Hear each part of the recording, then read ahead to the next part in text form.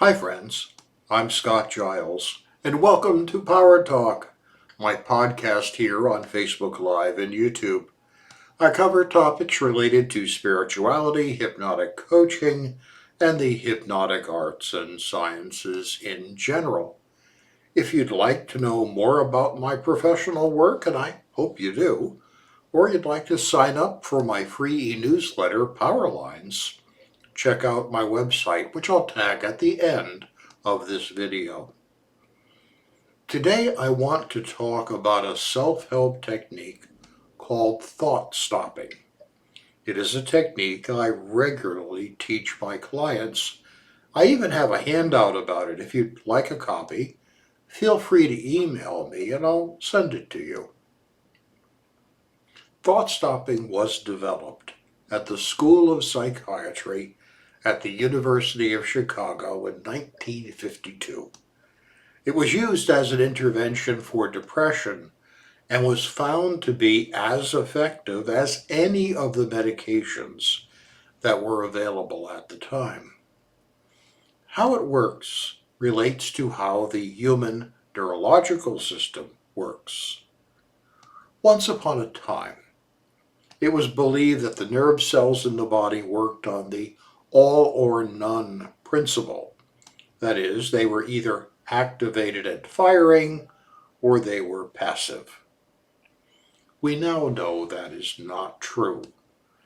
Nerve cells that you use a lot to think frequently thought thoughts or feel frequently felt feelings or to enact frequently enacted behaviors pick up and hold a slight potential. They're not at activation level 0. This is actually how our habits and traits are believed to form. The neurons in our brain that we use to think, feel, or behave in habitual ways hold a slight positive potential charge. The technical term is kindled.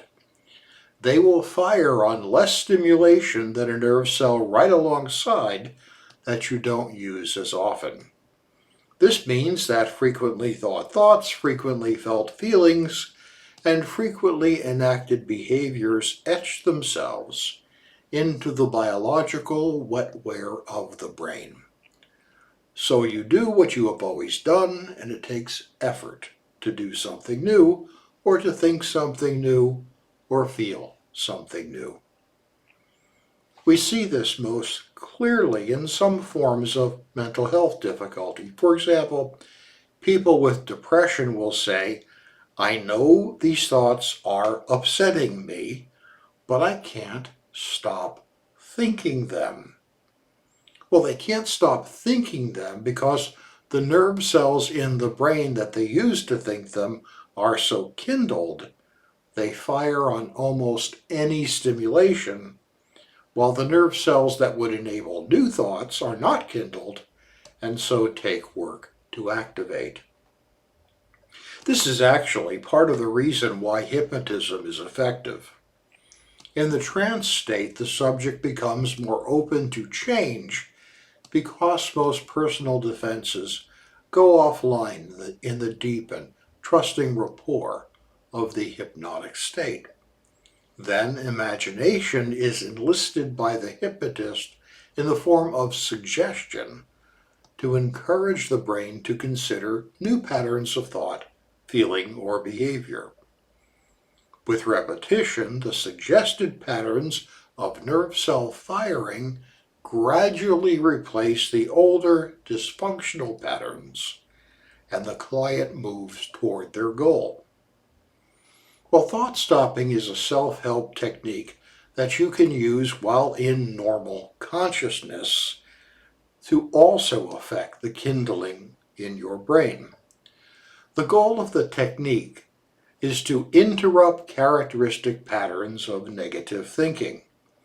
The goal is simply to stop the repetition of the negative thoughts and therefore prevent the nerve cells from getting rekindled one more time.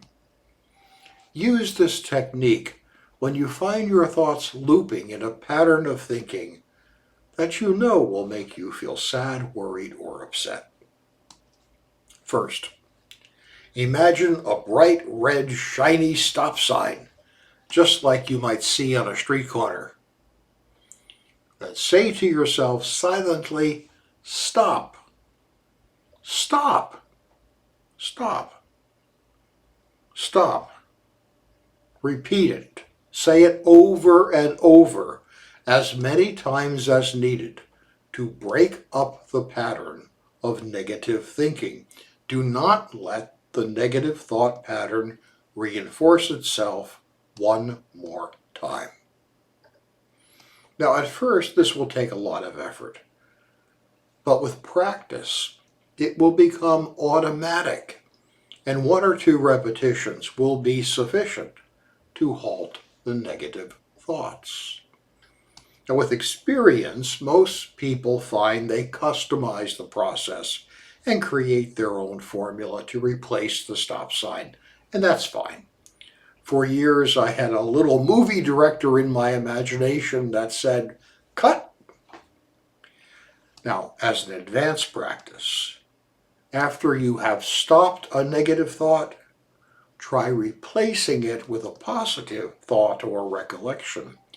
I sometimes will automatically take a second to imagine the exact opposite of what I was worried about. For example, if I happened to be walking over a tall bridge and found myself getting a little woozy from the height, I would stop any idea about falling by using thought stopping, and then just imagine that I could fly.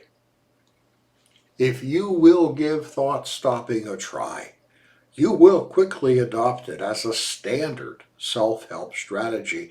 It is awesome and works amazingly well. Hey, thank you for your time and attention today. I'll be back next week with another talk on a different subject. I'd like to invite you to join me. It does help me if you let others know about my work and my videos, so please like, share, and subscribe. And if I can be of help to you, feel free to reach out through email, my website, or my Patreon channel. Have a great week.